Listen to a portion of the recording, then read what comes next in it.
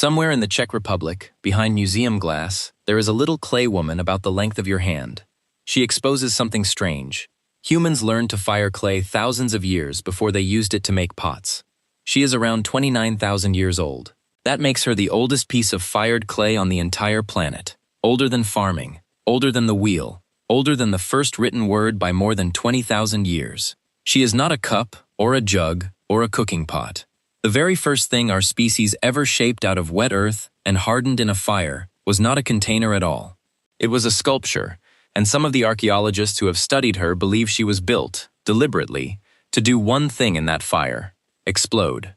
Now, if I asked you when people started making pottery, you would probably reach for a familiar story.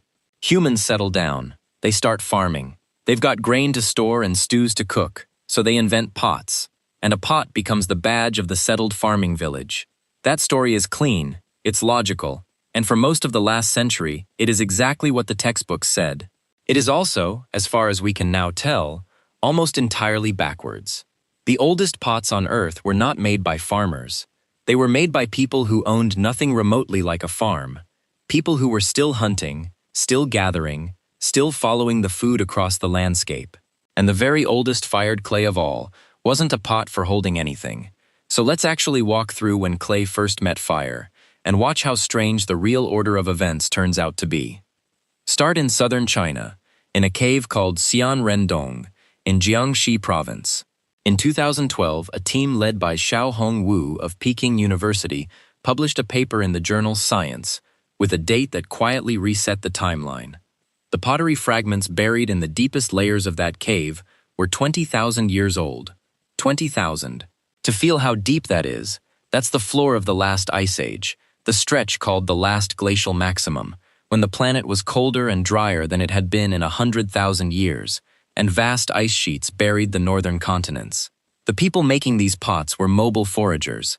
Farming would not reach that part of the world for another 10,000 years, and some of the fragments carry scorch marks and soot on the outside, a strong hint of what they were for. Cooking, pottery in other words, shows up in the middle of the harshest climate humans had yet faced, and it shows up in the hands of hunters, not farmers. And Xianrendong is not some lonely fluke. Here's where the pattern gets richer. A few hundred kilometers away, in another Chinese cave called Yuchanyan, in Hunan province, a Sino-American-Israeli team, led by Elisabetta Boaretto, ran a careful radiocarbon study, published in the Proceedings of the National Academy of Sciences in 2009. Their dates for the pottery there landed between roughly 18 and 19,000 years old. Same story, different cave. Ice Age foragers sheltering in a cave, leaving behind fragments of simple round-bottomed vessels. Two sites, hundreds of miles apart, both saying the same impossible-sounding thing, that people were firing clay pots thousands of years before anybody, anywhere, planted a seed. So why then? Why does pottery appear at the coldest, hardest moment among people on the move? The current thinking runs like this.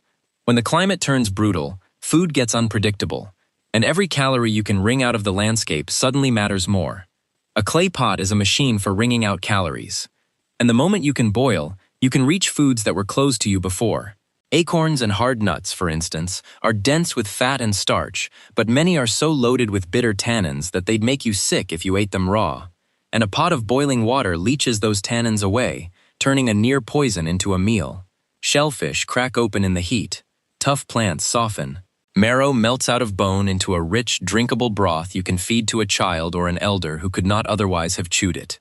That pressure, a cold world, a hungry camp, and suddenly a way to cook the previously uncookable, may be exactly the push that turned a lump of riverbank mud into the first cooking pot. Necessity, quite literally, fired the kiln. Now the story jumps across the sea. In Japan, at a site called Odai Yamamoto, archaeologists found pottery roughly 16,000 years old, the opening chapter of what we call the Jomon culture, a society of hunter-fisher-gatherers who would go on making pottery for 10,000 years without ever really bothering to take up farming. And here we get the best evidence yet for what these early pots were actually doing. In 2013, a team led by Oliver Craig of the University of York, publishing in the journal Nature, did something clever. They scraped the charred crust off the inside of Jomon pot fragments and analyzed the fat molecules trapped inside it. The chemistry was unambiguous. These pots had been used to cook aquatic food, fish, shellfish, things pulled from the rivers and the sea. People were boiling seafood in clay pots 15,000 years ago. That is not a granary jar. That's a cooking pot, and it's being used to pull calories out of the water. And that matters far more than it might sound.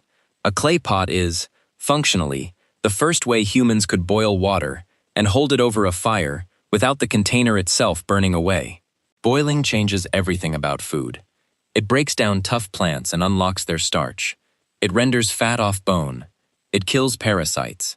It softens food for the very young and the very old, who might otherwise starve. And crucially, it lets you extract nourishment from things you simply cannot eat raw. Some researchers suspect these early pots were also used for fermenting, because a pot is a small, controlled world, and once you can hold a liquid in one place, you can let it sit and sour and transform. The point is that the pot was never a luxury of the comfortable, settled life. It was a survival tool for people crossing a savage climate, a device for squeezing more energy out of a cold and stingy world. But now we have to go backward again, because there is something far older than every one of these pots, and it shatters the pattern completely. Return to that little clay woman behind the glass in the Czech Republic. Her name, in the language of archaeology, comes from the place she was found, Dolní Věstonice, a camp of mammoth hunters in Moravia, first excavated in the 1920s. She was recovered in 1925, in 2 pieces, lying in a layer of ash from an ancient fire, and she is around 29,000 years old, nearly 10,000 years older than the oldest pot in China. She is the oldest fired clay object known anywhere on Earth. But she holds nothing. She stores nothing. She is a figurine, a human form, only about 11 centimeters tall. Fired clay, as far as we can tell, did not begin its life as containers. It began as art. And here is the detail that turns the whole thing genuinely eerie. In 1989, in the journal Science, the ceramics scientist Pamela Vandiver, working with the archaeologist Olga Soffer and their colleagues, published an analysis of thousands of clay fragments from Dolní Věstonice. They found the clay had been fired at a relatively low temperature, somewhere between 500 and 800 degrees Celsius, and they found something strange in the way the pieces had broken. Many of the fractures showed the signature of thermal shock. The clay had cracked and burst apart because it was heated too fast. Now, a careful potter works hard to avoid exactly that. You dry your clay, you warm it slowly, precisely so it does not explode. But Vandiver and Soffer's reading of the evidence was that at Dolní Věstonice, the exploding was not a failure at all. It may have been the entire point. The little clay figures appear to have been made damp and pushed into the hottest part of the fire so that they would hiss, crackle, and burst apart in a small, loud, dramatic instant. The making, the firing, and the shattering, they argued, may have been the whole purpose, not objects to be kept. A performance.